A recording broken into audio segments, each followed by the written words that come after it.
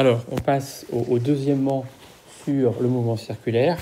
Il s'agit simplement de faire une remarque sur l'énergie mécanique du mouvement circulaire. Donc, cette énergie mécanique, on a dit qu'elle était constante, d'accord? Alors, en fait, ici, on va avoir un petit peu l'expression de sa valeur. Hein.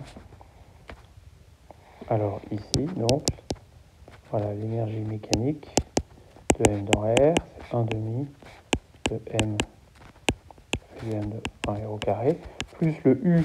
Alors ici, le U de OM devient U de R, d'accord? Où U, c'est l'énergie potentielle. Où U de R, c'est moins K sur OM, c'est moins K sur R, hein, avec nos coordonnées. D'accord? Alors, le V carré, or, alors, on avait trouvé le R cube sur θ point, c'est un petit peu, si on doit se rappeler de quelque chose, hein, ça fait en fait K sur M, ça fait G facteur de la masse placée en eau. D'accord? Donc on va plutôt prendre l'expression donc en K sur M. Donc à ce moment-là, si je divise par R, ça me fait R carré, pardon, θ point carré, ça fait le carré de la vitesse. Hein.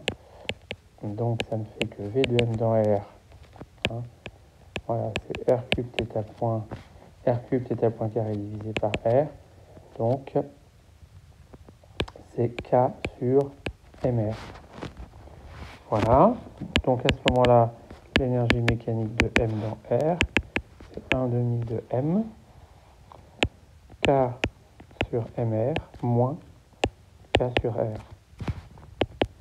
Voilà, évidemment, on vérifie que tout soit bien homogène, et ça fait moins K sur 2R. C'est bien égal à une constante comme prévu. D'accord? Voilà, moins K sur 2R, c'est négatif. Bon, bah, ça, hein.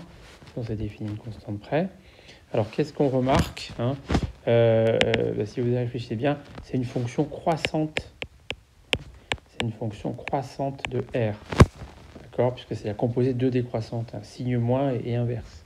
Hein. Donc, en fait, c'est une fonction croissante de R. Hein. Alors, évidemment, quand R tend vers l'infini, elle tend vers 0, elle est tout le temps négative. Hein. Mais voilà. Hein. Voilà, donc on a ça. Encore une fois, on retrouve tout ça. Il faut savoir que ça existe, savoir qu'on a une formule simple. Hein. Et on le retrouve en écrivant la RFD, en retrouvant cette relation en R cube θ point. Hein. Voilà, c'est simplement un exercice.